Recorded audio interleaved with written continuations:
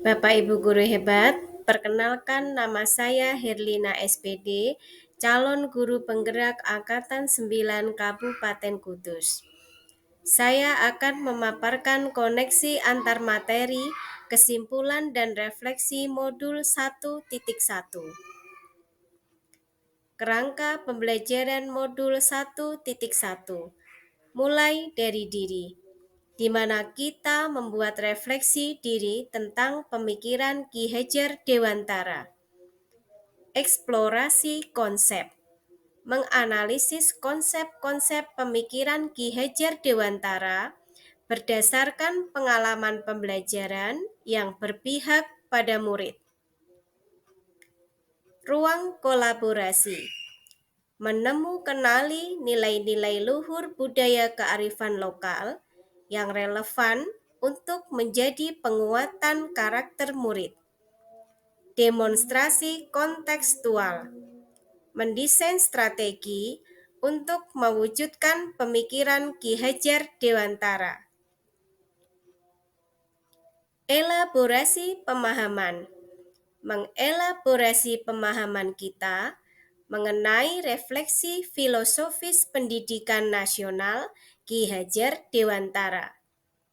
Koneksi antar materi, di mana kita membuat kesimpulan dan refleksi pengetahuan dan pengalaman baru dari pemikiran Ki Hajar Dewantara.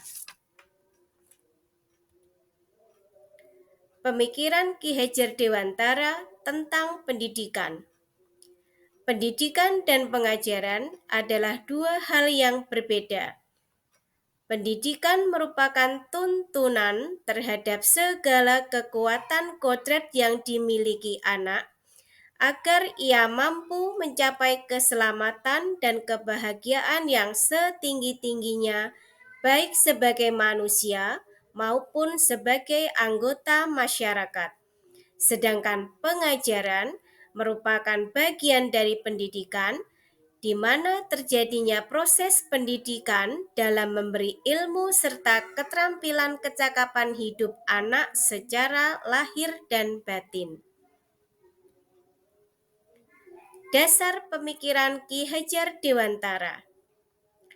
Menurut Ki Hajar Dewantara, pendidik sebagai petani, di mana kita harus menuntun anak sesuai kodrat alam dan kodrat zaman, sehingga pembelajaran berpihak pada murid. Mereka harus merdeka lahir dan batin, serta membekalinya budi pekerti untuk mencapai keselamatan dan kebahagiaan yang setinggi-tingginya, di mana pembelajaran berdasarkan trikon Ki Hajar Dewantara, yaitu kontinu, konvergen, dan konsentris, serta semboyan beliau yaitu ing ngarsa sung tulodo, ing madya mangon karso, tut uri handayani. Yang saya percaya tentang murid dan pembelajaran di kelas sebelum mempelajari modul 1.1. Pertama, pembelajaran hanya berpusat pada guru, di mana guru cenderung hanya mentransfer ilmu saja. Kedua, ketuntasan dalam menyampaikan materi lebih penting daripada memahami karakter murid. Yang ketiga, murid sebagai objek pembelajaran. Yang keempat, penilaian hanya dilihat dari aspek kognitif saja, sehingga pembelajaran dianggap berhasil apabila nilai murid sudah mencapai kriteria ketuntasan minimal. Yang kelima, guru mengeluh jika sebagian besar murid belum bisa menguasai materi setelah diberikan evaluasi. Setelah mempelajari modul 1.1 tentang pemikiran Ki Hajar Dewantara, saya menyadari ternyata apa yang saya percaya dan saya lakukan selama ini belum tepat, sehingga saya harus melakukan perubahan. Perubahan yang akan saya lakukan Yang pertama, merancang pembelajaran yang interaktif dan menyenangkan dengan melibatkan murid untuk berdiskusi. Yang kedua, membuat kesepakatan kelas untuk menciptakan suasana pembelajaran yang diinginkan murid. Yang ketiga, pembelajaran tidak lagi menuntut siswa untuk bisa, tetapi lebih menuntun segala kodrat yang ada pada murid. Sehingga saya harus segera menerapkan di kelas. Yang pertama, menjalin komunikasi untuk mengenali karakteristik dan kebutuhan murid dalam belajar.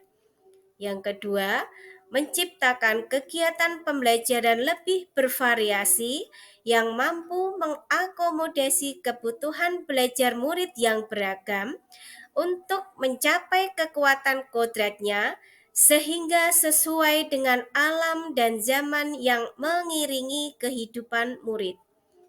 Yang ketiga, proses pembelajaran secara menyeluruh yaitu meliputi aspek kognitif, afektif, dan psikomotorik.